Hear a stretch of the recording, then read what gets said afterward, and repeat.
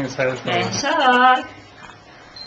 مهشاد پسری نگاه کن به اینه که داره شدید آفرین پسر سلام. والا از اون موقعی که به دنیا اومد کلا وزنش نرمال بودش، 3 کیلو بیشتر نداشتش، یه وزن نرمالی بودش.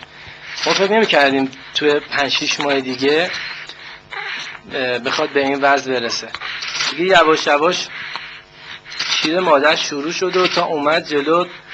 بعد نه که اذیت میکنه، کلا ذهن آدمو دیگه که داره چاق میشه، اصلا کلا ذهن آدم این سم نمیره، فقط ذهن آدم اینه که بخواد اینو نگرش داره. دیگه تا همین تقریبا 2 ماه پیش بود بردیم برای چاقیش. بعد دیگه دکتر سری آزمایش خون و اینا داد، بردیم اونا رو آزمایش خون رو انجام دادیم، به دکترشون گفتن که مشکلی نداره.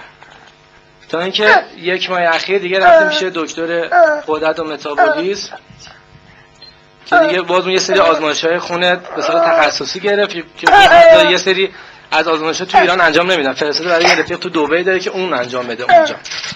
گفته بیشتر حواسش رو سر کنید پرت کنید جای مثلا ناشناخته ببریدش، کلا اسباب بازی، کلا چیزایی که نداشته تا حالا، مثلا میکروفون سرش گرم کنید که چون تا قبل از این هر 1 ساعت و نیم به 1 ساعت و نیم شیر میخوردش، هر 1 ساعت شیر میخوردش. و تا الان که حالا ما این کار رو انجام دادیم تو تایمش رو روی 4 ساعت و نیم 5 ساعت هم بردیم، 6 ساعت هم بوده، بعد تا 6 ساعت هم رفته که حالا شیر مادرش رو کم بخوره. شیر میخواره پسرم شیر مادرش رو کم بخوره که به اصطلاح اون میخواد وزنش بیشتر نشه. واقعا خیلی سخته. من خودم الان 1 ماه کمردرد گرفتم برای اینکه بلندش کردم. خیلی مشکله. دکترم بیشتر به خاطر همین میگه وزنش کم شد، چون میگه از شیر بیفته لاغر میشه. الان واقعا همینجوری شده، 1 ماه اصلا اضافه نکرده. 1 ماه قبل 5 کیلو اضافه کرد، یعنی تو 1 ماه 5 کیلو اضافه کرد. این ماه که گذشت شیر کمتر خورد، اصلا اضافه نکرده، هم وزن باقی مونده.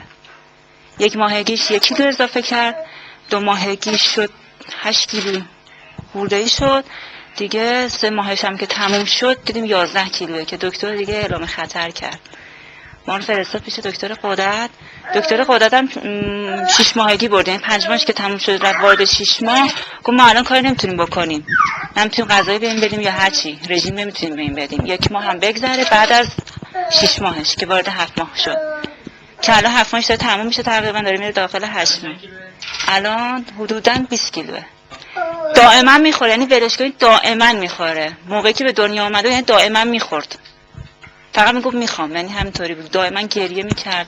اصلا الان گریه‌اش کمتر شده ولی بازم هر چی بهش بدی باز میخوره. مادرش که از جلوش رد میشه حساب کن مثلا یه دونه شیشه شیر بزرگ داره رد میشه، میخواد.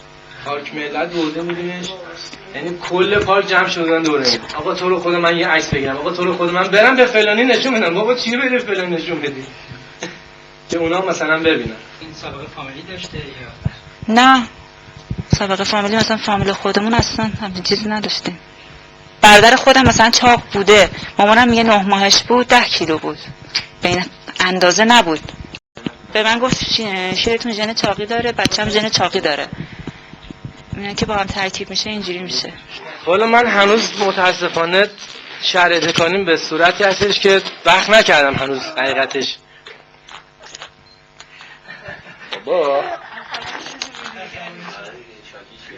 من هنوز وقت نکردم که حقیقتش تو سایت برم یا از تلویزیون نگاه بکنم، ولی خب از دوستان این معامل زنگایی که بهم میخوره میشنوم که به اصطلاح خبرگزاری فارسی همچین مطلبی رو تو سایتش آورده و ازشون تشکر میکنم. واقعا زحمت کشیدن، دستشون درد نکنه.